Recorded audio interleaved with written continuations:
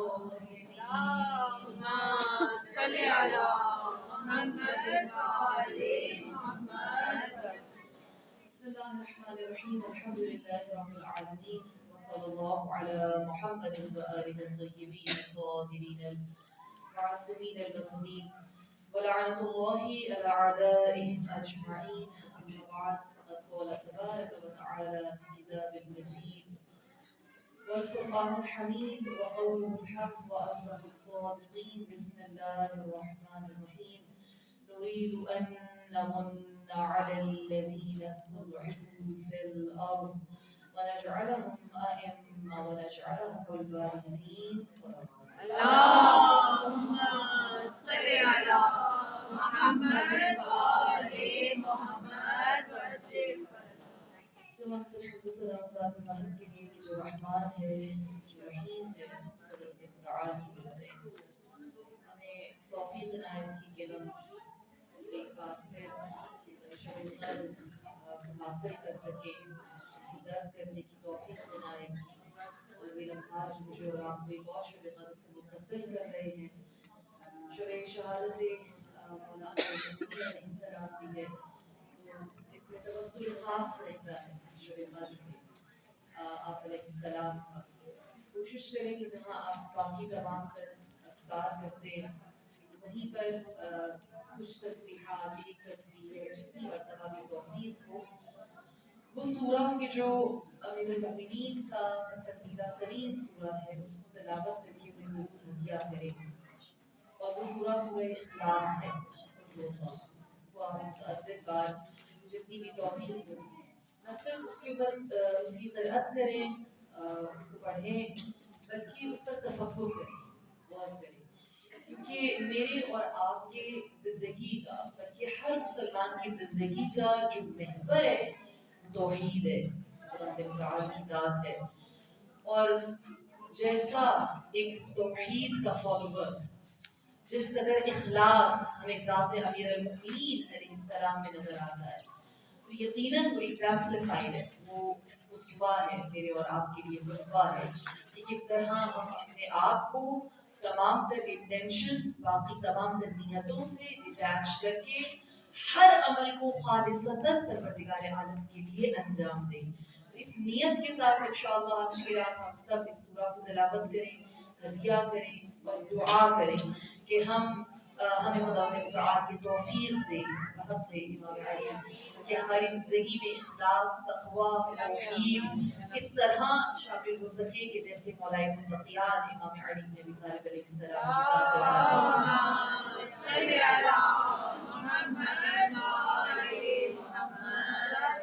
कभी मैंने दो हदीस आपके सामने पेश की जो फजीलत और मकाम मौलाए मुत्तक़ियान को बयान करती है। एक ये बात कि हम सबसे अफजल महीने में बैठे हुए मौजूद हैं, जिसको परवरदिगार आलम ने बाकी महीनों पर अफजल करार दिया है। हम उस रात के करीब हैं कि जो रात परवरदिगार आलम ने तमाम तर रातों में अफजल करार दी है, जिसे 1000 महीनों से बेहतर करार दिया है। और हम उसकी मजलिस में बैठे हैं जिसके जिक्र को परवरदिगार आलम ने तमाम मजालिस की ज़ीनत करार दिया है। वो इंसान जो उसवाए कामिल है, जो इंसान कामिल है, जो उबूदियत और बंदगी के उस मरहले पर नजर आता है कि जिस पर और कोई फारिज नहीं है। इसीलिए एक मकाम पर रसूलुल्लाह सल्लल्लाहु अलैहि वसल्लम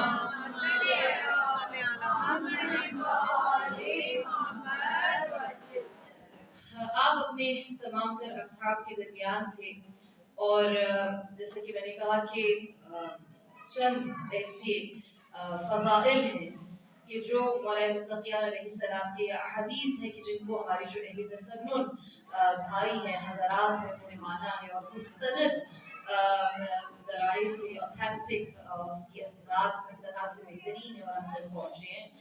तो एक और हदीस जिससे मैं आज की मजलिस का आगाज करना चाहूँगी। आपने फरमाया इन्नल्लाह तआला जअल लिअखी अली फ़ज़ाइल ला तहसा कसरा फमिन ज़करा फ़क़ीला मिन फ़ज़ाइल। آپ نے فرمایا کہ خداوند متعال نے میرے بھائی علی کو کثیر فضیلتیں عطا کی ہیں، بہت فضائل عطا کیے ہیں۔ ان فضائل کے لیے آپ نے فرمایا کہ ان تمام تر فضائل میں سے اگر کوئی شخص کسی ایک فضیلت کو بیان کرتا ہے، ان فضائل میں کسی ایک فضیلت کو بیان کرتا ہے، مثلا امام علی مولا المتقین ہے، مولا علی یعصب الدین ہے، مولا علی فاتح خیبر ہے، مولا علی اشرف العرب ہے، آپ باب العلم ہے، آپ یعصب الدین ہے، ہزار فضائل، کثیر فضائل، ان میں سے ایک فضیلت ہو، اور یہ بیان کرنا یا یہ حدیث صرف ذاکرات یا مبلغین کے لیے نہیں ہے کہ صرف فقط ہم ہیں کہ جو اس فضیلت کو بیان کریں، نہیں، بلکہ یہ ہر اس شخص کے لیے ہے کہ جو اپنے آپ کو ولایت مولا امیر المومنین میں اور محبت اہل بیت اطہار علیہ السلام کے دائرے میں قرار دیتا ہے۔ یہ جو ہم کہتے ہیں کہ اپنی مجلسوں کو زینت دو ذکر علی بن ابی طالب سے، تو اس مجلس سے مراد نہیں ہے کہ مجلس ہم مجلس عزا فقط سمجھتے ہیں، نہیں، مجلس جہاں بھی دو سے زائد افراد جمع ہوئے وہ مجلس ہے، ٹھیک ہے۔ اور آپ کتنی گیدرنگز کرتے ہیں اپنی فیملی میں، کولیگز ہیں، آپ مل کے بیٹھتے ہیں، آپس میں بچوں کے ساتھ بیٹھتے ہیں، اپنی دوستوں کے ساتھ بیٹھتے ہیں، رشتہ داروں کے ساتھ بیٹھتے ہیں، آپ کسی بھی جگہ بیٹھیں، کوشش کریں کہ وہ مجلس تمام نہ ہو مگر یہ کہ آپ دو امور کو انجام دیں اور اس کی عادت بنائیں۔ دیکھیں جو ہے کہ ہم جس معاشرے میں رہتے ہیں یہ کلچر ہوتا ہے، نہیں ہوتا، لیکن بہت سارے افراد نے اس کو عادت بنائی ہے، اس ٹرینڈ کو، اس چیز کو توڑا ہے اور ٹرینڈ سیٹ کیا ہے، نیا ٹرینڈ سیٹ کیا ہے۔ وہ کیا؟ دو باتیں جس پر بہت زیادہ ہمیں حدیث بھی ملتی ہے اور اس پر تاکید بھی ہے کہ جب بھی دو مومنین جمع ہوں، آپس میں ملیں، بات کریں، تو ایک یہ کہ وہ اپنی مجلس کو، اپنی بات کو، اپنی گفتگو کو زینت دیں مولا علی علیہ السلام کے ذکر سے۔ دوسرا، وہ مجلس تمام نہ ہو مگر یہ کہ وہ درود بھیجے محمد والے محمد صلی اللہ محمد۔ تو میں نے دیکھا ہے بہت سارے افراد کرتے ہیں، یعنی وہ کوئی نہ کوئی بہانہ تلاش کرتے ہیں۔ آپ اس کا مطلب یہ نہیں ہے کہ آپ مذہبی گفتگو کر رہے ہوتے، نہیں، آپ نارمل گفتگو کرتے ہیں، مگر یہ کہ اس گفتگو کا اختتام ہو یا بیچ میں کہیں تذکرہ آتا ہے تو ضرور اس بات کو شامل کریں، ایک ایک چیز۔ اور دوسرا، صرف یہ بتانے کے لیے کہ صرف یہ ذاکرین کے لیے اور جو مواعظ ہیں ان کے لیے نہیں ہے، مبلغین کے لیے نہیں ہے، یہ ہر اس شخص کے لیے ہے جو امام علی سے محبت کرتا ہے۔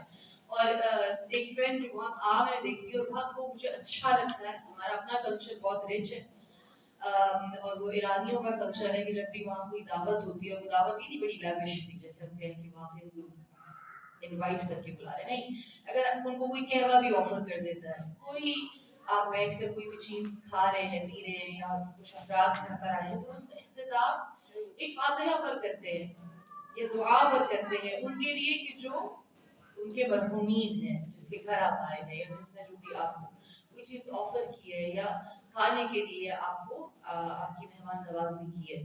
تو اچھی بات ہے کہ ہم اپنی زندگی میں، عام زندگی میں اہل بیت کا تذکرہ لے کر آئیں، اس کی برکات ہے، بہت ساری برکات ہیں، اس کو میں نے خود نوٹ کیا ہے، دیکھا ہے کہ آپ اپنی عام روٹین میں اور گھریلو زندگی میں، معاشرے میں تبدیلی دیکھیں گے، اس کی برکت ہے۔ آپ نے فرمایا کہ جو کوئی ان فضیلتوں میں سے، جو کثیر فضیلتیں میرے بھائی کو خدا نے عطا کی ہیں، کسی ایک فضیلت کا ذکر کرتا ہے، بیان کرتا ہے، تو آپ نے فرمایا غفر اللہ لہ ما تقدم من ذنبہ وما تأخر۔ نعرہ حیدری، نعرہ حیدری، نعرہ حیدری، نعرہ وسیع رسول بلند صلوات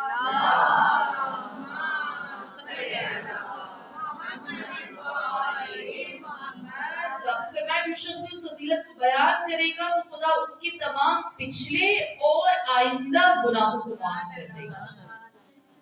یہ عجیب فضیلت ہے، یعنی آپ دیکھیں کہ ہمیں پچھلے گناہ سمجھ میں آتے ہیں جو انسان گناہ کر چکا ہے، مگر کیا مقام ہے ذکر علی ابن ابی طالب کا، فضائل اور مناقب امام علی علیہ السلام کا کہ خدا متعال کہتے ہیں نہ صرف پچھلے بلکہ آئندہ گناہوں کو بھی معاف کر دیا جائے گا.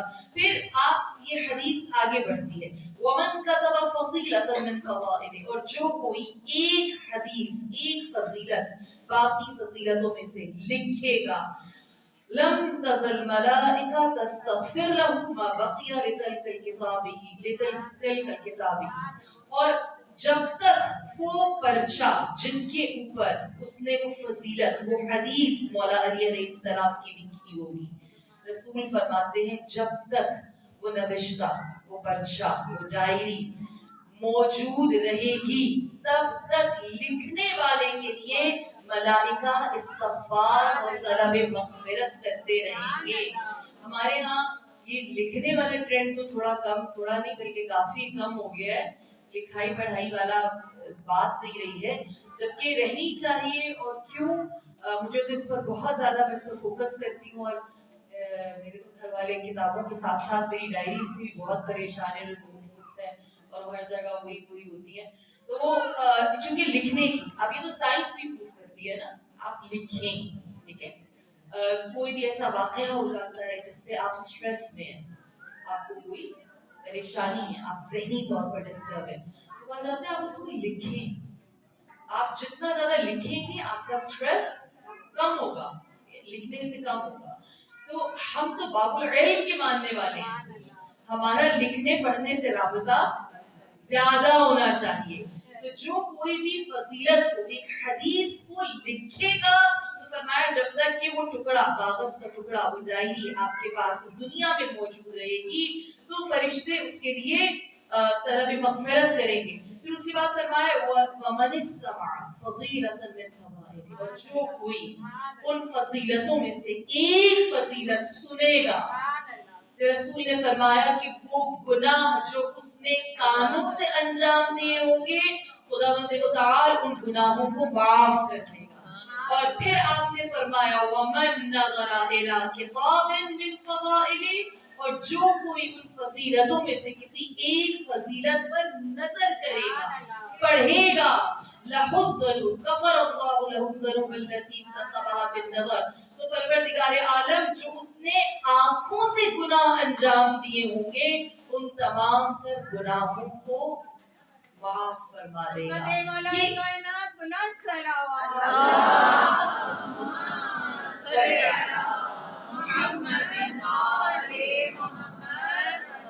کل بھی جو میں نے آپ کو حدیث بیان کی اس میں ایک چیز کامن ہے. کیا کامن ہے؟ میں نے کل حدیث بیان کی، وہ حدیث تھی کیا تھی؟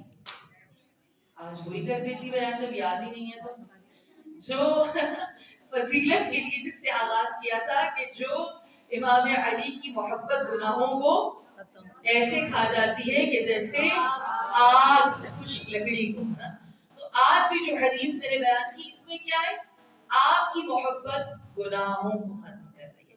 جو لکھے گا جب تک نوشتہ ہے طلب مغفرت ہے، آنکھوں سے پڑھے گا آنکھوں کے گناہ معاف، کانوں سے سنے گا کانوں کے گناہ معاف ہوں گے. یہ کیا رابطہ ہے، یہ کیا خوبصورت لنک ہے. آپ اس کو جوڑ پا رہے ہیں، سمجھ پا رہے ہیں؟ جہاں امام علی کی محبت ہے وہاں گناہ کا تصور نہیں ہے. وہاں پر خدا کہہ رہے ہیں کہ میں معاف کر دوں گا، جو گناہ کیا بھی ہے معاف کر دوں گا، جو آئندہ گناہ ہے. یعنی جہاں مولا علی علیہ السلام کا ذکر ہوگا وہاں فقط ایک چیز کا تصور ہے اور وہ تصور طہارت ہے، پاکیزگی ہے، وہ گناہوں سے دوری ہے. وہاں پر گناہ کا کوئی کانسیپٹ نہیں ہے. وہاں پر خدا اگر پچھلے گناہ سے بھی پاک کر رہا ہے اور آگے ایسی زندگی عطا کر رہا ہے گویا کہ جس کے اندر گناہ کا تصور نہیں ہے. یعنی ارتقاء، یعنی بلندی، یعنی پھر تم گناہگار نہیں رہو گے، تم آہستہ آہستہ گناہوں کی عادت تم سے چھوٹ جائے گی، ختم ہو جائے گی. اور انسانی زندگی کا مقصد میں اسے اپنی ہر مجلس میں شاید بیان کرتی ہوں اور اپنے لیے کرتی ہوں، تذکر کے لیے، آپ سب کے لیے. انسان کی زندگی کا مقصد ہی ارتقاء ہے، اپنے آپ کو مکمل کرنا ہے. اپنے آپ کو اس مقام تک لے کر جانا ہے جس کو میں نے کل اشارتاً آپ کے سامنے تذکرہ کیا تھا. کیوں مرتے وقت دو انسان لائے کامل کی زیارت ہے؟ کیوں شخصیات کی زیارت ہے؟ اس لیے زیارت ہے کہ مجھے اور آپ کو اگر اس دنیا میں کسی کی سیرت پر عمل کرنا ہے تو وہ رسول اللہ ہے یا مولا متقیان صلی اللہ.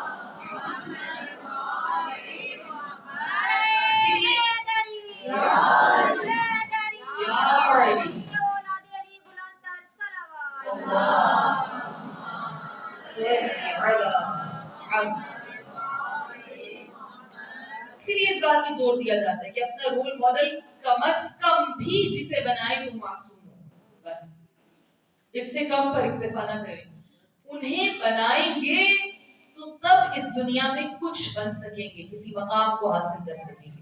وہاں تک جانا ہے, وہاں تک جانے میں یہی ہوگا کہ جو راستے کی روحانی رکاوٹیں ہیں, معدنی رکاوٹیں ہیں, وہ ختم ہوں گی اور آپ اپنے آپ کو مکمل کریں گے. جو نقائص ہیں ان کو ختم کریں گے اور اکمال کی جانب بڑھیں گے.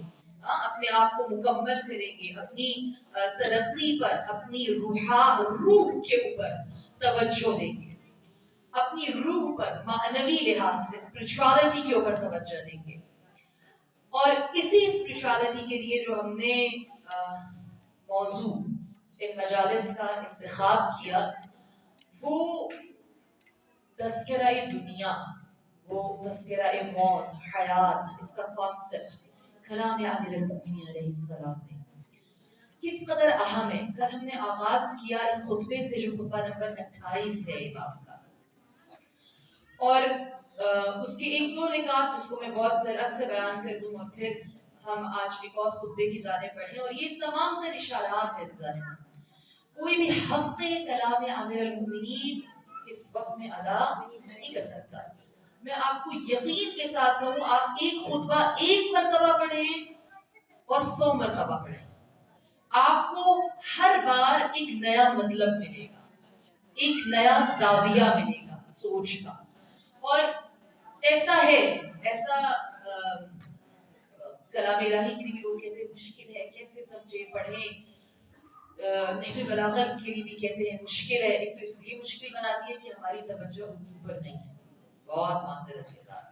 لیکن انگلش میں بھی بالکل انگلش میں پڑھیں, جن کے پاس انگریزی ہے اور انگریزی میں بہت کی جو بیسک کتابیں تو اویلیبل ہیں پڑھیں. آپ کو جس بھی زبان کے اوپر عبور ہے اور ہونا چاہیے شیعان علی کو. مجھے تو وہ لوگ بہت بہت اچھے لگتے ہیں اور میرا اپنا زبانوں سے ہوتا ہے کہ میں زبان سیکھوں. اور جب ابھی تو بلکہ یہ سارے جو حالات پچھلے ہفتے سے چل رہے تھے تو میں نے تو اپنی یہ ایپ پر جو ایک لینگویج ایپ ہے اس میں ایک اور لینگویج ایڈ کی ہے, ہیبریو, عبرانی زبان. یعنی ہمیں ان کی زبان بھی تو آنی چاہیے نا, وہ تو سیکھتے ہیں ہماری زبان اور وہ تو باقاعدہ کلاسز لیتے ہیں اور سب کچھ کرتے ہیں. تو میں نے کہا ہم بھی کچھ تو سیکھیں, پتہ تو چلے کیا بول رہے ہیں, کیا سوچ رہے ہیں. اور بے شک کہ وہ زبان ایسی زبان ہے کہ ہے تھوڑی مشکل ہے مگر اچھا ہے کہ آپ مختلف زبانوں کو سیکھیں. ہمارے یہاں تو اردو کے بیچاری کی جان کے لالے پڑے ہیں, جو اپنی قومی زبان ہے اس کے اوپر نہیں کوئی آ رہا تو اور زبانوں کے پر جانا دو. لیکن میں ہمیشہ اس کو اپریشیٹ کرتی ہوں کہ آپ آگے جائیں, بڑھیں, فارسی کی طرف بڑھیں, عربی کی طرف بڑھیں, انگریزی کی طرف بڑھیں, چائنیز اور جتنی زبانیں جو اس وقت لیڈنگ نیشنز کی ہیں ان کی طرف جائیں.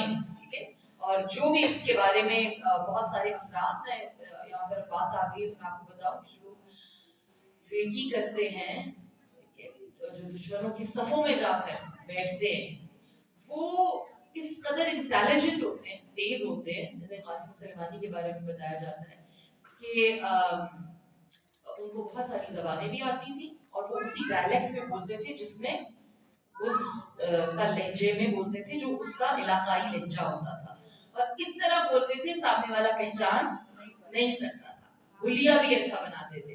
اور جب کہتے ہیں کہ جو داعش کا تھا بغدادی, اس نے جب فتویٰ دیا کہ قاسم سلیمانی کا جو ہے اس طرح لے کر آؤ, اس کو مار دو, اس کو ثواب ہے یہ وہ, تو کہتے ہیں کہ جب یہ فتویٰ آن لائن ہوا, آن ایئر ہوا, ان تک پہنچا تو उन्होंने ये पैगाम अबू बकर बगदादी को पहुंचाया था कि जिस दिन तुम ये फतवा दे रहे थे मैं उस वक्त उस खुतबे में 5वीं सफ में बैठा हुआ, मेरे सामने तुमने मेरे कत्ल का फतवा दिया। तो ये वो अपराध है जो कैंप्स में दुश्मन के घुस के वहां से उनके अखबार लेकर आते थे या बात करते थे। तो अच्छी बात है कि आप दूसरों की कल्चर को पढ़े, मुतालिया पढ़े, उनकी सकाफत, उनकी जबान को सीखे, ताकि पता चले बाकी अक़वाम हमारे बारे में, इस्लाम के बारे में क्या सोच रही है, अपना मजहब क्या है।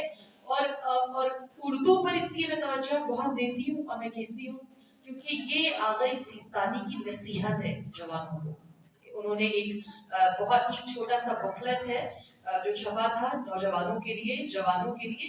उस नसीहत में उन्होंने लिखा था कि जो उर्दू जबान समझते हैं, अहले जबान है, वो इस जबान को संभाले और इसको सीखे अपनी जबान को। मैंने देखा माँ बड़े फख्र से कहती है हमारे बच्चे को उर्दू ही नहीं आती। वो फख्र करने वाली बात है, शर्म की बात है कि आप कहें कि मेरे बच्चे को उर्दू नहीं आती, कौमी जबान नहीं आती। ये कोई फख्र की बात नहीं है। इसका मतलब ये नहीं है, मैंने पहले इसीलिए बाकी की तकरीर करती है कि और जबानें सीखे, रुकावट नहीं है, लेकिन क्यों सीखे? खास तौर पर वो जो उर्दू जबान समझते हैं, पढ़ सकते हैं। जैसे कि उन्होंने बयान किया, उन्होंने कहा क्योंकि हमारा जो मवाद है, शीई मवाद है, वो अरबिक और पर्शियन के बाद सबसे ज्यादा उर्दू जबान है। तो आपके पास जब जबान ही नहीं होगी और आप उसको समझ नहीं सकेंगे और आप मुश्किल अल्फाज को, उसकी ज़खामत को नहीं समझेंगे, कलाम को, तो अपना लेवल बढ़ाएं, कम ना करें, इसकी जानिब आना। और क्यों ये बात मैंने आज के इल्मी नुक्ता उठाया है? क्योंकि ये अय्याम शहादत बाबुल इल्म के अय्याम है। हम इल्म से दूर ना हो, हम जबानों पर खून को हासिल करें, हम मुतालिए की जानिब जाएं, दूर से खड़े होकर इस फजीलत को ना देखें कि इमाम बाबुल इल्म है और आपके पास इस कदर इल्म था और आपके पास इस कदर स्किल्स थे, सलाहियतें थी। इंशाअल्लाह कि हम हक अदा करें उस रास्ते पर चल के कि जो नहजे बलागा है, जो नहज अली और औलाद अली अलैहिस्सलाम है। तो बस नंबर 28 अली की गर्जी है, तेरे दिमाग में बुग़्ज़े अली की गर्जी है, अली का प्यार मेरी बख्शिशों की पर्ची है। और बगैर हुब्बे अली तुम जो हज पे जाते हो, और बगैर हुब्बे अली तुम जो हज पे जाते हो, खुदा के घर की कसम वल्लाह फजूल खर्ची है। हुब्बे अली रहमतुल्लाह, बुग़्ज़े अली लानतुल्लाह, पंज नारा पंज तनी सवा लख अली हक नारा हैदरी हैदरी आवाज़े बुलंदर सलावत।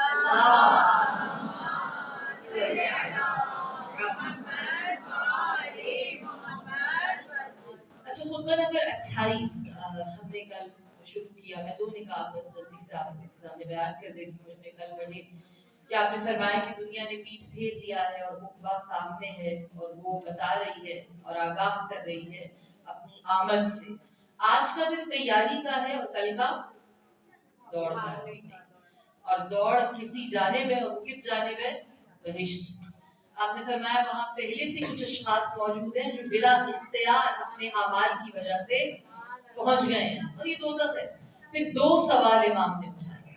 आपने कहा क्या तुम में से कोई एक है कि जो मौत से पहले तौबा कर ले? क्या कोई एक भी नहीं है जो उस रोजे मुसीबत से पहले अमल खैर बचा लाए? ये बात क्या होती है? ये जैसे मैंने कल एग्जांपल दी थी, जैसे ये माँ बाप कहते हैं ये भी नहीं किया, ये तो कर लो ना, ठीक है, ये कर लो। कभी बच्चे मेडिसिन नहीं ले रहे, कुछ खा नहीं रहे, तो माँ कहती है ये तो खा लो, थोड़ा सा तो खा लो, ये तो कर लो। गोया ये एक पिदराना मोहब्बत है, ये मेहरबानी है, ये इमाम की शफकत है। ये इमाम कह रहे हैं ये तो कर लो, ताइब तो हो जाओ, तौबा तो करो, इस जानिब तो आओ, है ना, ये तो करो। थोड़ा सा गैरत का सवाल है, ये छोटा सा काम है, ये करना है, ये अपीली। और फिर उसके बाद आपने कहा अगर ये नहीं होता, गोया मैं ये कह रही हूँ, मैं ये लिंक कर पा रही हूँ या समझ पा रही हूँ कलाम से कि हम ताइब नहीं हो पाते या हम दुनिया के अंदर गर्क हैं, तो इमाम ने फरमाया तुम उम्मीदों के दौर में हो जिसके पीछे मौत का हंगामा है, उम्मीदों के दौर में।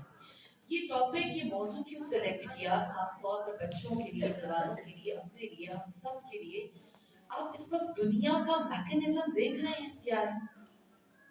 آپ کبھی اپنا موبائل اٹھائیں، اپنی زندگی کی طرف دیکھیں تو صرف اور صرف دنیا کی رنگینی ہے، پورا فوکس اس پر ہے، یہ کھا لو، یہ پہن لو، ایسے دکھ جاؤ، یہ ایستھیٹکس اسکن، یہ ٹریٹمنٹ یہاں پر مل رہی ہے، اپنی شکل کو بہتر کر لو. کب تک؟ ماہ رمضان آ رہا ہے، یہ بنا کے کھا لو، سحری میں یہ کھاؤ، افطار میں یہ کھاؤ. اب عید آ رہی ہے، اب پہنو، اب اس پہ لگا دیں. یعنی ذرا دیر کے لیے بھی آپ کو آپ کی روح پہ فوکس نہیں کرنے دیں گے. دکھنے پر، دنیا پر، ظاہری چیز پر اتنا لگاؤ، اتنا لگاؤ، اتنا لگاؤ، اتنا ان کا دھیان رکھو کہ یہ کہیں اپنے دل پہ نہ نظر ڈال لیں کہ کہیں وہ سیاہ تو نہیں ہو گیا گناہ کر کے. اپنی روح کو نہ دیکھ لیں کہ اس کو بھی تو سنوارنا ہے اور اس ہی کو سنوارنا ہے. اصل میں جو مقصد ہے وہ یہ ہے، ٹھیک ہے ظاہری بات ہے کہ خدا اس کو جمال کو پسند کرتا ہے، بہتر پہنے، بہتر کھائیں، لو نہ رہیں، اس کا تعلق پیسوں سے نہیں ہوتا. میں نے تو بہت ہائی اسٹینڈرڈ اور پیسے والے لوگوں کو بہت ہی لو چیزیں کھاتے ہوئے دیکھا ہے. اس کو بھی کھائے تو کہتے ہیں بہت، اس کو فخر سمجھتے ہیں وہ یہ کھانا بہت زیادہ پتہ نہیں کیا ہے، جبکہ وہ نیوٹریشن یا نیوٹرینٹس وائز ٹھیک نہیں ہوتی چیز. کھانے کے لیے، پہننے کے لیے، اوڑھنے کے لیے یہ معیار نہیں ہے. معیار کو معیار جو قرآن نے دیا، جو اہل بیت اطہار علیہ السلام نے دیا، اور بس ایک حد تک اس کے اوپر میں نے اور آپ نے دھیان دینا ہے نا. اپنی زندگی کا مقصد نہیں بنا لینا اسے کہ بس یہی کام ہے. اصل نگاہ کا ہونی چاہیے. اور امام کہہ رہے ہیں کہ انسان اگر غفلت کرے گا تو کیوں کرے گا؟ تو امیدوں کے دور میں ہو جس کے پیچھے موت کا ہنگامہ ہے. تو جو شخص اس امیدوں کے دور میں عمل کر لیتا ہے، امام نے فرمایا جو عمل کر لے گا، جو عمل کر لے گا اس کے لیے موت شادمانی ہے، اس کے لیے موت آسان ہے، اس کے لیے موت سود مند ہے، اور موت اس کا کچھ نہیں بگاڑ سکتی. اس کا فیئر، موت کا جو خوف ہے نا، اس کو ختم کرنے کی بھی ضرورت ہے، کیونکہ یہ تو آنی ہے، یہ قضا ہے، یہ فیصلہ ہے، اس کو ٹال نہیں سکتے. کیسے آئے اور کس حالت میں آئے یہ میرے اور آپ کے ہاتھ میں ہے.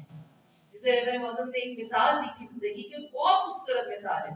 انہوں نے کہا کہ ایک شخص ہے کہ جو برف بیچ رہا ہے. اب برف بیچ رہا ہے، برف تو کھلے گی. یہ زندگی ایسے ہی ہے، اس سے ختم ہونا ہے. یہ دن گزر رہے ہیں، یہ راتیں گزر رہی ہیں، اس پر میرا اور آپ کا اختیار جیسے برف پر اختیار نہیں ہے. برف کھلے گی، لیکن بیچنے والا اچھے داموں صحیح وقت پر بیچ دے تو فائدہ ہے. اگر غافل ہو گیا اور وہ پگھل گئی تو اس کا نقصان ہے، اسے کوئی فائدہ نہیں ہوگا. زندگی گزر رہی ہے، مگر یہ کس طرح گزر رہی ہے؟ آیا یہ اس روش یا راستے پر ہے جو الہی ہے یا شیطانی ہے؟ اس پر مجھے اور آپ کو سوچنے کی ضرورت ہے. کہ دن اور رات گزر رہے ہیں، لیکن اگر یہ پروردگار عالم کے حکم کے تحت گزر رہے ہیں تو کامیابی ہے. اگر عبودیت کو، بندگی کو حاصل کر پا رہے ہیں. اور پھر اس کے بعد موت ایک نیچرل ویسی چیز ہے، کوئی بھی نہیں چاہتا کہ موت آئے. حضرت ابراہیم خلیل اللہ کے پاس جب ملک الموت آیا تو پوچھا تو کون ہو؟ کہا میں ملک الموت ہوں. بس ابراہیم وقت ختم ہو گیا. کہا کہ کیا ایسا نہیں ہو سکتا کہ تھوڑی دیر بعد آ جاؤ؟ اور کیا کوئی دوست، کون ہے ابراہیم خلیل اللہ، کیا کوئی دوست اپنے دوست کو لینے کے لیے اتنی جلدی کر سکتا ہے؟ مار سکتا ہے، ختم کر سکتا ہے؟ ایک دوست اپنے دوست کی موت چاہ سکتا ہے. نبی اسرائیل گئے، واپس آئے خدا کا پیغام لے کر، اور خدا نے کہا کہ کیا کوئی دوست ملاقات کے لیے انکار بھی کر سکتا ہے؟ موت کیا ہے؟ ملاقات خدا ہے. جیسا کہ کل اپنے مصائب کے ذہن میں آپ کو ایک جملہ کہا کہ آپ بار بار خیمے اپنے حجرے سے باہر آتے تھے، آسمان کو دیکھتے تھے، اور یہ جملہ کہا کہ آج ایک عاشق کی معشوق سے، آج ایک عابد کی معبود سے ملاقات کی رات ہے، جس کے لیے ساری زندگی علی نے محنت کی ہے، جس کی عبادت کی ہے، اس سے ملاقات کا وقت آ گیا ہے. جس سے عشق کیا ہے اس سے ملاقات کا وقت آ گیا ہے. تو یہ تو ڈیفینیٹ ہے، یہ تو آنا ہے. یہ تو آنی ہے، مگر کیسے آئے اور انسان اس سے بھاگ نہیں سکتا. عجب ایک واقعہ ہے، کہتے سلیمان نبی بیٹھے ہوئے تھے، ان کے پاس دو اشخاص بیٹھے تھے. تو ایک شخص دوسرے شخص کو بہت گھورے جا رہا تھا، بہت دیر سے اس پہ اسٹیئرنگ نظر رکھی ہوئی تھی اور گھور رہا تھا مسلسل. تو وہ شخص گھبرا گیا اور اس نے سلیمان نبی سے پوچھا کہ کون ہے جو مجھے اتنی دیر سے گھورے جا رہا ہے. تو سلیمان نبی نے کہا یہ ملک الموت ہے. تو اس کی تو جان ہی نہیں گئی. اس نے کہا مجھے اس لیے گھور رہا ہے کیونکہ یہ مجھے لینے آیا ہے یا میری موت ہے. تو اس نے کہا کہ میری آپ سے درخواست ہے. اس شخص نے کہا سلیمان نبی سے کیا درخواست؟ نے کہا کہ مجھے آپ ہند پہنچا دیں، یہاں سے مجھے بھیج دیں. اسے خوف آیا کہ ملک الموت یہاں پر آ گیا. تو انہوں نے کہا ٹھیک ہے. انہوں نے ابر کا ٹکڑا منگایا، اسے حکم دیا، وہ اسے ہند لے گیا. وہ چلا گیا بندہ. تو پھر سلیمان نبی نے ملک الموت سے کہا کہ تم اسے کیوں اتنی دیر سے گھور رہے تھے؟ دیکھا میں اس لیے گھور رہا تھا کہ خدا نے تو مجھے حکم دیا تھا کہ میں نے اس بندے کی روح ہند سے قبض کرنی ہے، یہاں کیا کر رہا ہے؟ آپ کو سمجھ آیا؟ تو وہ خود یعنی موت جہاں لے کے جانا چاہتی ہے انسان خود جاتا ہے وہاں پر. یہ قضا ہے، یہ فیصلہ ہے. مگر وہ عالم، وہ محنت، وہ فیض، وہ ترقی، وہ کمال کہ جو انسان نے حاصل کرنا ہے وہ اس کے اختیار میں ہے، وہ اس کے ہاتھ میں. امام نے فرمایا کہ امیدوں کا دور ہے، اس میں جو عمل کر لے گا اس کے لیے موت آسان ہے، اور جو عمل نہیں کرے گا، جو اس لذت دنیا میں گرفتار ہوگا اس کے لیے پیغام ضرر ہے. اور پھر کہا ایک بہت اہم نقطہ، جو حق سے فائدہ، کل کی مجلس سے آخر کری، جو حق سے فائدہ نہیں اٹھاتا اسے باطل ضرر پہنچاتا ہے. اس بات کو جان لیں، زبان جان لیں، ہم سب اس بات کو پہچان لیں. اگر ہم حق کا ساتھ نہیں دیں گے تو باطل نقصان پہنچائے گا، باطل نقصان پہنچائے گا. حق کو نہ چھوڑیں، نہیں تو باطل سے وہ نقصان اٹھائیں گے کہ جس کو اٹھانے کے بعد پچھتاوے کے علاوہ کچھ بھی نہیں ہے، کچھ نہیں ہے. حق سے فائدہ اٹھانا موجود ہے. کیسے؟ انہی کی زندگی سے سمجھتے ہیں. جس بھی شخص نے مولا علی کو چھوڑا، حق کو چھوڑا اور حق سے فائدہ نہیں اٹھایا، کیا وہ آج تک باطل سے نقصان نہیں اٹھا رہے؟ جن افراد نے خدا کے انتخاب کو ٹھکرایا اور حق کا ساتھ نہیں دیا، وہ آج تک باطل سے ٹھوکریں کھا رہے ہیں، نقصان اٹھا رہے ہیں، ضرر کھا رہے ہیں، لیکن حق کے پاس نہیں پہنچ پا رہے، کامیاب نہیں ہو پا رہے، سکون نہیں مل پا رہا. اس لیے کیونکہ انہوں نے حق سے فائدہ نہیں اٹھایا تھا. بس میرے اور آپ کے لیے یہ کلامک سچویشن ہے. امام غیبت نے ولایت سے تکی ہے. آپ فائدہ اٹھائیے جہاں پر آپ نے آ کر اٹھانا ہے، اور اگر نہیں اٹھائیں گے تو آپ کو باطل نقصان پہنچائے گا، اور جب باطل نقصان پہنچاتا ہے تو آپ پلٹ کر واپس نہیں آتے جہاں قیادت ہوتی ہے. آپ کو بچانے کے لیے پھر اور کوئی مقام نظر نہیں آتا، پھر اور کوئی چیز نظر نہیں آتی، آپ پلٹ کر نہیں پر آتے. اس کے بعد امام نے کہا کہ جس کو ہدایت ثابت قدم نہ رکھے اسے گمراہی ہلاکت کی طرف کھینچ لے جاتی ہے. جسے ہدایت ثابت قدم نہ رکھے. اب ہم کو پا لیا، علم آ گیا ہے، ہدایت مل گئی ہے، بس اس پہ ثابت قدم رہیں، اس پر عمل کریں. شاید خواتین بڑی عمر کی نہ جانتی ہوں، لیکن بہت عام ہو گیا، بچے تو بہت جانتے ہیں. جنہوں نے حق کو چھوڑا، ہدایت کو چھوڑا، اب کہاں جائیں گی؟ کیا باطل ایپسٹین فائلز کے شکل میں بے نقاب نہیں ہو گیا؟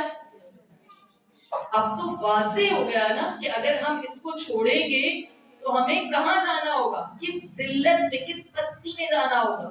بہت سے افراد جب مغرب کو دکھاتے تھے مجھے اور کہتے تھے دیکھیں وہاں خواتین کے اتنے حقوق ہیں، وہاں بچوں کے اتنے حقوق ہیں، وہاں جانوروں کے اتنے حقوق ہیں، تو میں ان سے کہتی تھی کہ لبادہ ہے انسانیت کا جو انہوں نے اڑا ہوا ہے. اور ہمارے یہاں بھی کچھ دیسی لبرلز پائے جاتے ہیں جن کا مذہب سے صرف ایک فرش ادا کا تھوڑی دیر کا تعلق ہوتا ہے، اس کے بعد ملت کہاں گئی، قوم کہاں گئی، سارا سال کون مرتا رہا، کون جیلوں میں پڑا رہا، ان کا اس سے کوئی تعلق نہیں ہوتا. وقتی طور پر ہوتا ہے اور اس کے اوپر بھی انہیں مغرب کی چمک زیادہ نظر آ رہی ہوگی. دیکھیے ہم نے کیا کیا, نقصان میں ایک عجیب انفیریورٹی کمپلیکس میں آپ لوگ اس بات کو, اپنی عظمت کو کیوں نہیں سمجھتے؟ خدا نے جو وقار آپ کو عطا کیا ہے, جو عزت آپ کو عطا کی ہے, خدا نے جو سلوگن مجھے اور آپ کو دیا ہے, وہ کھوکھلا نہیں ہے, وہ مضبوط ہے. خدا نے ایسی مضبوط شخصیات مجھے اور آپ کو عطا کی ہے اور دی ہے کہ جس میں صرف ایک نعرہ نہیں ہے, اس میں وہ تکریم ہے, انسانی تکریم ہے جو پروردگار عالم نے قرار دی. پھر اس کے بعد امام نے کہا کہ تمہیں کوچ کا حکم مل چکا ہے, زاد راہ کا پتہ دیا جا چکا ہے. کوچ کا حکم اور زاد راہ دونوں چیزیں, کوچ کا حکم مل گیا اور زاد راہ تمہیں بتا دیا ہے وہ کیا ہے. سورہ بقرہ تزودوا فإن خیر الزاد التقوی, بس زاد راہ اکٹھا کرو اور بہترین زاد راہ تقوی ہے. اس کے بعد کہا مجھے تمہارے متعلق, یہاں پر آپ نے خطبہ تمام کر دیا. دو باتیں بہت خوبصورت. آپ نے کہا مجھے تمہارے متعلق دو چیزوں کا خطرہ ہے, خطرہ ہے. امام نے کہا مجھے تمہارے متعلق دو چیزوں کا خطرہ ہے, ایک خواہشوں کی پیروی اور دوسرا امیدوں کا پھیلاوا. بہت زیادہ لام متناہی انفائنائٹ امیدیں اور ساتھ خواہشات کی پیروی, نفس کی پیروی. امام نے کہا ان دو چیزوں کا خطرہ ہے. اور ابھی جیسے میں نے آپ سے کہا دنیا کو اٹھائے نا, دیکھیں آپ کے سامنے ہے, موسٹ کامن چیزیں یہی ہیں. یہ جو آزادی کا نعرہ ہے اس کے پیچھے کیا ہے؟ میری مرضی, خواہشوں کی پیروی, جو میرا دل کرے گا, جو میری خواہش ہے میں نے وہی کرنا ہے.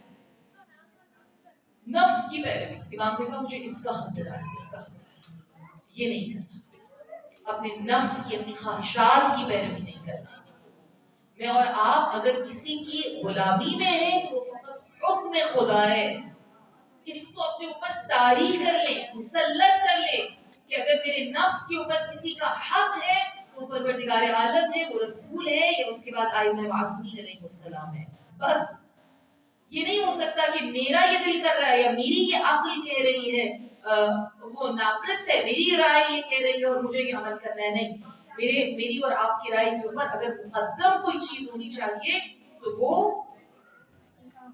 خدا اور رسول اور امام کی اطاعت ہے, یہ ان کا حکم ہے. اس کا ایک میں آپ کو بتاؤں, آپ نے جن لوگوں نے ابھی سنڈے لاسٹ سنڈے جو اسیسینیشن کے بعد پروٹیسٹ ہوا تھا اس میں موجود تھے, دیکھا تھا آپ لوگوں نے, میرے مطلب بہت سارے لوگ موجود تھے. ایک طرف غم تھا رحمت کے جانے کا, سمجھ نہیں آ رہا تھا کہ ان پر گریا کریں یا روئیں, کوئی تکلیف کی کیفیت تھی. یا دوسری جانب وہ ایک کیفیت جو ملت کی تھی اس وقت, جو ایک کشمکش تھی, جو اسے دیکھ کر ہوئیں اور اس کے اوپر دیکھیں گریا کریں, ماتم کریں, کیا کریں. میں اگر اس چیز کو اس لیے لنک کر رہی ہوں کہ آپ دیکھیں خواہشوں کی پیروی اور امام کی اطاعت, اس کی ایک مثال یا پیمانہ مجھے اور آپ کو نظر آ گیا ہے. میں نے اس سارے سینیریو کو بعد میں ایک بندے سے پوچھا یہ کیا ہوا تھا, یہ کیوں ہوا, یہ ڈسپیوٹ کیوں ہوا, یہ ڈسٹریبیوشن کیوں ہوئی, کیوں اس طرح سے دو نظریات تھے یا باتیں تھیں. لیکن جہاں پر ایک بات ہم مانتے ہیں کہ جن کے اگینسٹ ہم ہیں یا جہاں پر ہم پروٹیسٹ کر رہے تھے ان کے منہ کو خون لگ گیا, اب انہیں گولی کی زبان کے علاوہ کچھ سمجھ میں یہ بات تو سب نے دیکھ لی ہے, پہلی مرتبہ نہیں ہو رہا, 2 سال سے یہی وٹنس کر رہے ہیں.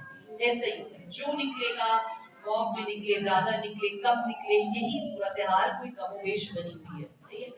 لیکن اس سے ہٹ کر جہاں پر اپنے نقائص یا کمزوری ہیں اس کی بھی تو اصلاح کرنی ہے نا. اپنے اندر بھی تو کوئی پرابلم ہے کہ جس کی وجہ سے دشمن کو موقع ملتا ہے, غیر کو موقع ملتا ہے. اور وہ کیا تھا, ایک بات جیسے میں نے کہا کہ میری ڈسکشن ہوئی اس کے بعد اپنی فیملی میں بھی اور بہت سارے افراد سے کہ کیا ہوا. میں نے کہا یہ ہوا کہ جب پروٹیسٹ کے لیے جا رہے تھے, نکل رہے تھے اور مسجد میں موجود تھے, اس وقت قیادت موجود تھی, ابھی قیادت موجود تھی اور ایڈمنسٹریشن بھی تھی, یعنی دونوں افراد تھے, دونوں طرح کے افراد تھے. اور ابھی وہ قیادت شاید بتا رہی تھی اور وہ ایڈمنسٹریشن پوچھ رہی تھی کہ آپ کا روٹ کیا ہوگا, آپ کہاں سے جائیں گے, آپ کہاں اسٹے کریں گے, آپ کہاں رکیں گے, آپ بیٹھیں گے, آپ جائیں گے, کیا کریں گے. ابھی یہ بات ہو ہی رہی تھی, ابھی ڈائلاگ میں تھی کہ کیا ہونا ہے. اتنی دیر میں خبر ملی کہ بہت سارے افراد کچھ ایک لمٹ گورنمنٹ نے کوئی طے کی تھی اس سے آگے نکل چکے, وہاں تک پہنچ چکے. ظاہر سی بات ہے جو بھی ایکسپیرینس ہوتا ہے اس کو تو اپنی جاب کے لارے پڑیں گے نا, تو چھوڑا چھاڑا باقی سب چیزوں کو سے کا جو مرضی کرنا ہے کرو, مگر روکو انہیں, یہ چیز الاؤ نہیں کی جا سکتی. جب کبھی بھی میں اور آپ یہ بات دیکھیں, میرا اس وقت دل تڑپ رہا تھا ان افراد کے لیے کہ جو گولیاں کھا رہے تھے, جو شیلنگ کھا رہے تھے, جو افراد آگے تھے. ہمیں تھا کہ ہم ان کو بچائیں, انہیں واپس بلائیں, یا تو وہ واپس آئیں یا ہم ان کے پاس جائیں. کچھ ایسا ہو کہ جس کی وجہ سے ہمارے اوپر ظلم یا بربریت نہ ہو, کسی طرح سے یہ چیز روکی جائے اور ہم اپنا احتجاج ریکارڈ کروائیں, پتہ چلے, اسٹرینتھ ہم شو کر دیں. یا تو ہم بیٹھیں یا ہم چلیں, کوئی بھی چیز ہو مگر کوئی ایک بات. مگر یہ کیسے ہوتی ہے؟ یہ تب ہوتی ہے کہ جب قیادت کو فالو کیا, جب قائد کی مانی جاتی ہے. سرکار آ کر مجھ سے بات نہیں کرے گی, آپ سے نہیں کرے گی, وہ کس سے کرے گی؟ قائد سے کرے گی. جب آپ اس سے آگے, اس کے حکم سے آگے بڑھیں گے تو آپ کو پتا چلے گا کہ اس کے نتائج کتنے بھیانک ہوتے ہیں, کتنے خراب ہوتے ہیں, کتنے برے ہوتے ہیں. اب جو میں نے یہاں پر آپ کے سامنے بیان کیا نا کہ خواہشوں کی پیروی, اور اس مسئلے پر بھی ایک ایگزامپل ہے بہت چھوٹی سی. یہاں پر اگر آپ اس کو انالیسس کریں, اور میں نے انالائز کیا, تو سمجھ میں آتا ہے کہ مولا اور آقا ابوالفضل عباس علیہ السلام کا صبر کیا تھا. ان کا دل نہیں تھا, ان کے جذبات تھے نا, میں بھی آگ لگا دوں انہیں جو سامنے ہیں, ختم کر دوں انہیں. مگر حکم امام کیا تھا؟ خیموں والا. آپ کے جذبات نہیں تھے, مگر آپ کا نفس جس کے تحت تھا وہ حکم امام ہے. یہ پریکٹس ہے, یہ ڈرل ہے جو مجھے اور آپ کو ہوتی ہے کسی بھی پروٹیسٹ میں, کسی بھی علاقے میں, کہیں پر بھی جانے میں. یہ دل تو کر رہا ہوتا ہے, اس وقت جذبات ایسے ہوتے ہیں, لیکن جو چیز مجھے اور آپ کو فالو کرنی ہے وہ رہبر کا یا قائد کا حکم ہے. اس کو دیکھنا, ماننا. کیا کیا آپ نے؟ کراچی میں سب سے زیادہ برا ہوا, سب سے زیادہ برا وہاں پر کیا ہوا؟ آپ نے قائدین کی ابائیں پھاڑی, اتاری, آپ نے ان کو دھکے دیے, آپ نے کہا کہ آپ یہاں سے چلے جائیں. اب آپ نشتر پار پہ کہاں بیٹھے ہیں؟ کس کے پیچھے بیٹھے ہیں؟ انہی کے پیچھے بیٹھے ہیں. کیوں آپ نے دنیا کو تماشا دکھایا؟ کیوں آپ نے بتایا؟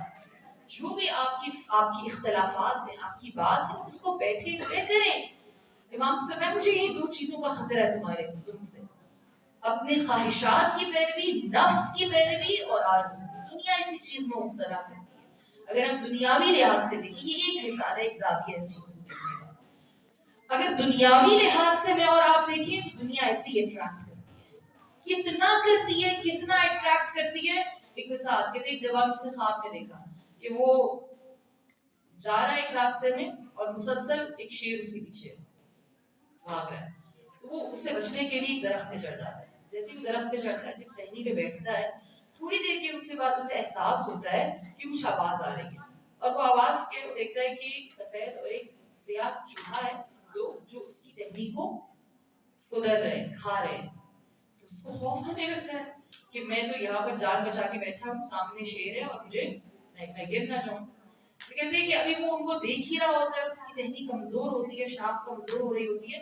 اس کی اچانک نظر پڑتی ہے کہ نیچے ایک بہت بڑا کالا اژدہا ہے جو منہ کھولے بیٹھا ہے. اسے معلوم ہوا کہ میں جیسے گروں گا تو میں اس کے منہ میں جاؤں گا. تو چار خطرے اس نے وہاں پہ اور دیکھے. اسی دوران اس نے دیکھا کہ ایک شہد ہیروں کا چھتا ہے, اس میں شہد ہے, اور وہ شہد اس کے اندر سے ٹپک رہا ہے. تو اس نے کہا کہ یہ تو رب تیرا میں یہ کھا لوں. تو تھوڑا سا کھایا, اسے اچھا لگا, اور زیادہ کھانے لگ گیا. اس کا دھیان 2-3 خطروں پر سے ہٹ گیا. سب سے بڑا وہ خطرہ کہ جس شاخ پر وہ بیٹھا ہے, ٹہنی پر وہ بیٹھا ہے, اور پھر اس کے بعد اس نے جہاں گرنا ہے نیچے, آنکھ کھل گئی. اور کہتے اس نے کسی اسکالر سے پوچھا کہ اس کی کیا تعبیر ہے.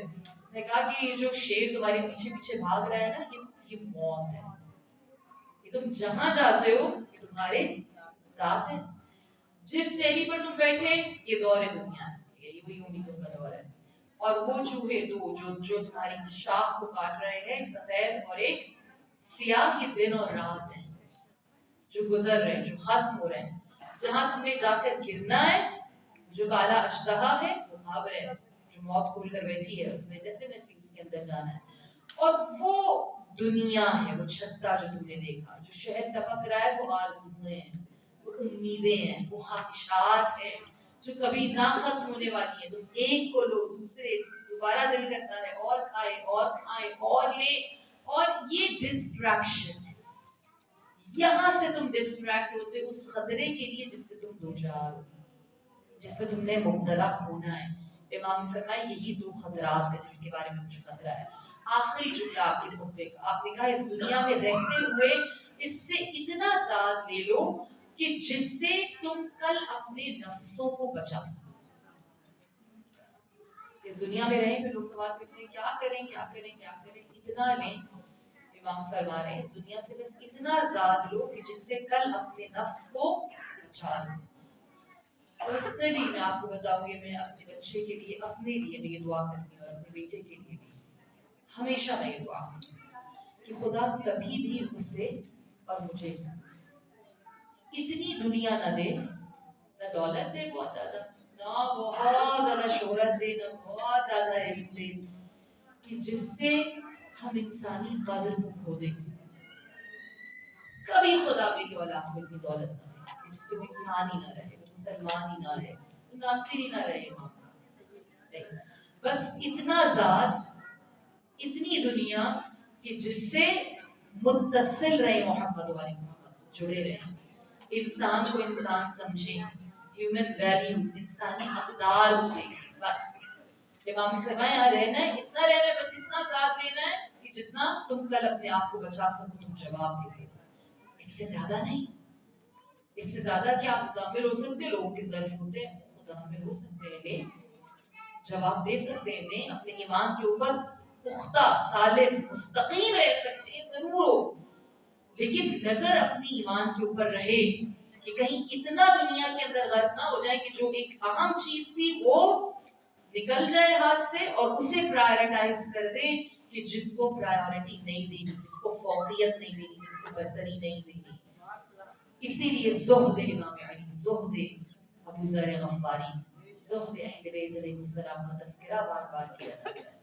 دنیا میں نہیں ہے افراد, انہوں نے بھی دنیا دیکھی ہے, سب کچھ استعمال کیا, مگر کتنا, اتنا بس جتنا زیادہ انسان کی ضرورت ہے, انسانی زندگی کی ضرورت ہے. ہدف کیا ہے, مقصد کیا ہے, خدا کا قرب, بندگی, عبودیت. اور اس عبودیت کی انتہا کہ جب سر پہ تیغ لگے تو مرنے والا کہ فست ہو رہا پیدا. ایسی کامیابی, ایسی بندگی جسے اس رات کا انتظار, جسے اس لمحے کا انتظار, جسے اس دن کا انتظار.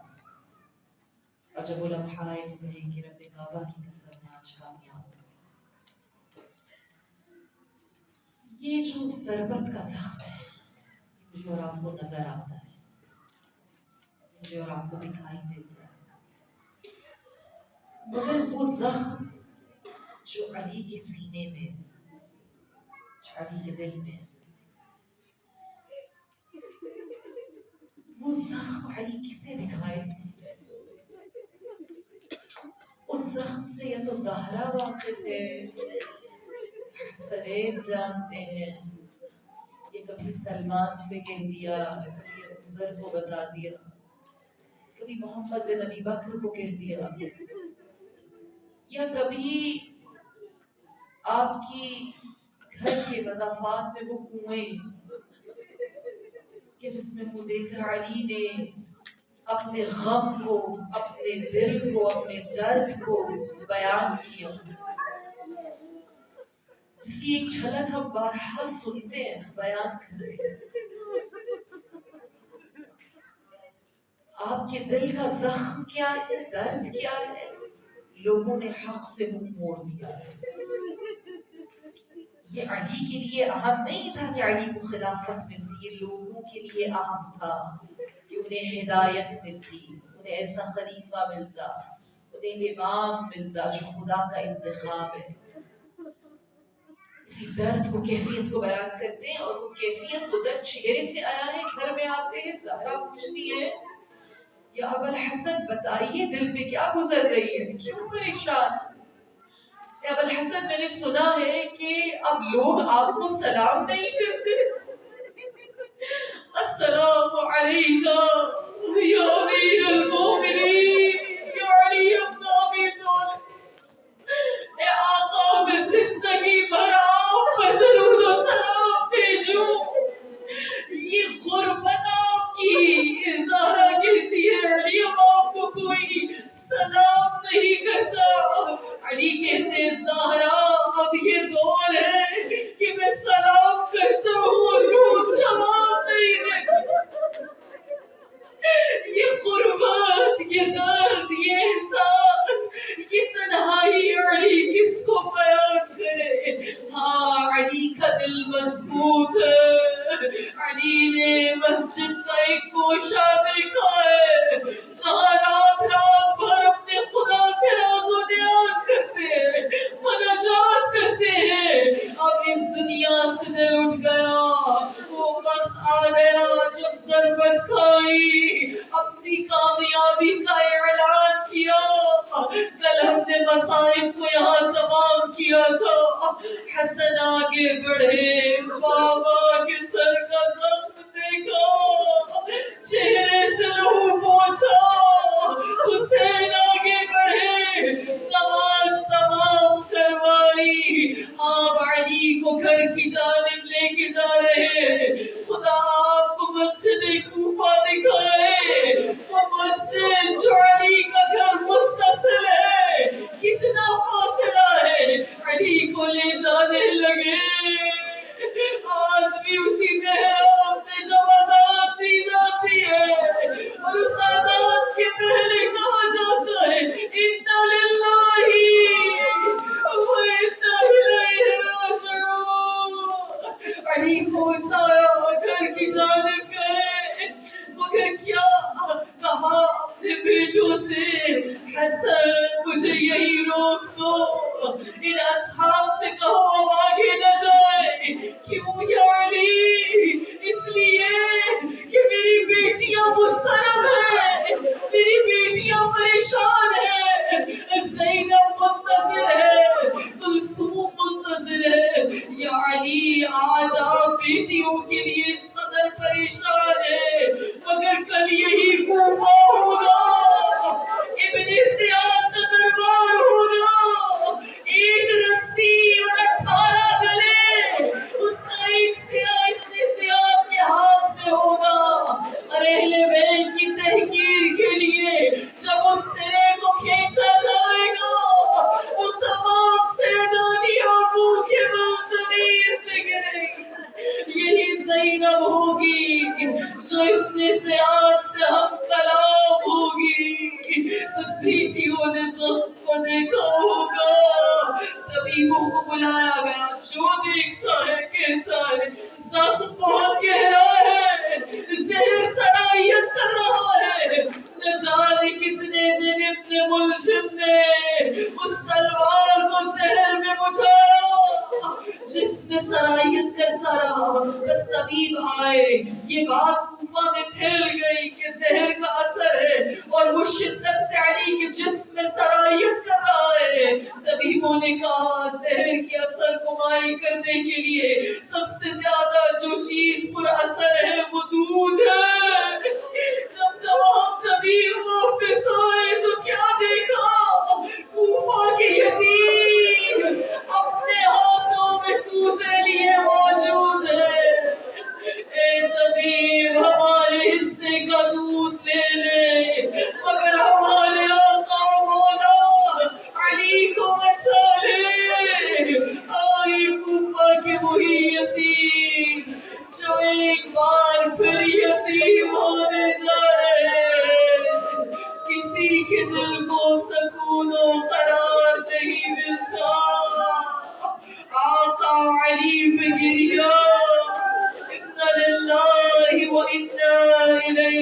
راجعون ألا لعنة الله على القوم الظالمين وسيعلم الذين ظلموا أي منقلب ينقلبون.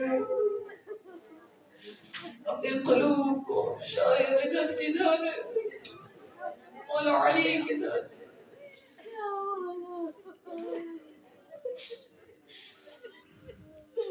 اور واسطہ دیجیے مولا علی. علی آپ کو بیٹیوں کے اس گریے کا واسطہ جو ان راتوں میں انہوں نے کی، آپ کو اس اضطراب کا واسطہ جس اضطراب میں آپ کی اولادیں ان دنوں میں نہیں، ان 3 دنوں میں کیسے حسنین نے